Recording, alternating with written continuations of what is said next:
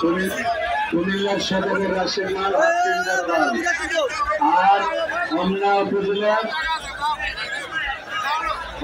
উপজেলার মহিউদ্দিন নাম, আমরা যার নাম দিয়েছি ভূমিকম্প। মাহবুব ভাই কি করতাম ভূমিকম্প আর কুমিল্লা সদর রাশেদ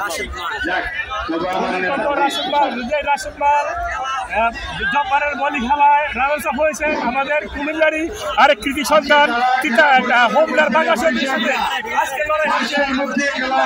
দেখা যাক কে জিতে আজকে জব্বারের বলি খেলা। আবুল যারা বড় প্লেয়ার আছেন আপনারা ইতিমধ্যেই আমাদের দর্শকদেরকে দেখানোর চেষ্টা করবেন। 5টার পরে ক্লোজ। ধন্যবাদ স্যার।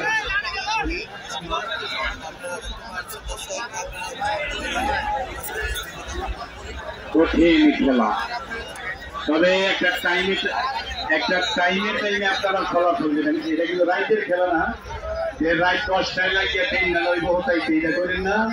খেলাটা 2-1 মিনিটে 10 মিনিটে কিন্তু কারবার উঠিব। আর নাইলে আপনাদেরকে রেফারির অধিকার বসাই দিব, মানিক স্যারে বসাই দিব, এটা কইয়ে দিলাম। খেলাটা যেহেতু স্বল্প টাইমে ওই পাড়ার বন্ধের খেলার মতো ডিজিটাল খেলবেন। শেষ।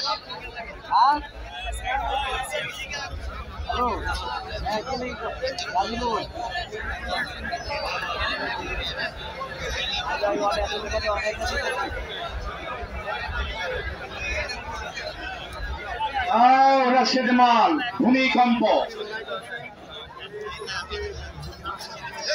আপনারা দেখেন বড় দুই খেলোয়াড়ের খেলা।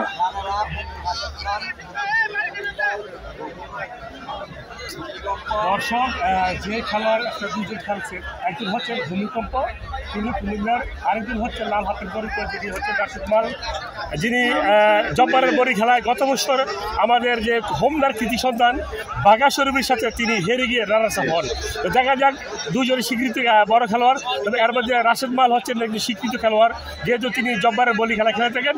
আর জব্বারের বলি খেলাটি হচ্ছে কিন্তু এখন জাতীয় পর্যায় থেকে শুরু করে আন্তর্জাতিক পর্যায়ে চলে গিয়েছে। আপনারা জানেন যে জব্বারের বলি খেলা দেশ বিদেশে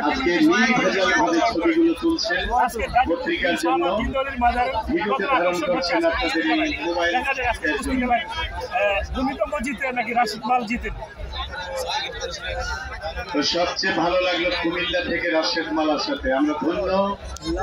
সেখানে যেই জনাব সাইদুর রহমান স্যার উনি বলেছেন যে আমি সব খেলোয়াড়কে ফোন দিয়েছি আসার জন্য। ধন্যবাদ কমিটির পক্ষে, ধন্যবাদ সবাই। হ্যাঁ, একটু চাপাচাপি করেন রাশেদ ভাইয়া। হ্যাঁ মহিউদ্দিন ভাইয়ারা মানে চাইতে ধরেন, খেলা দিন না। ডাবল দিলেন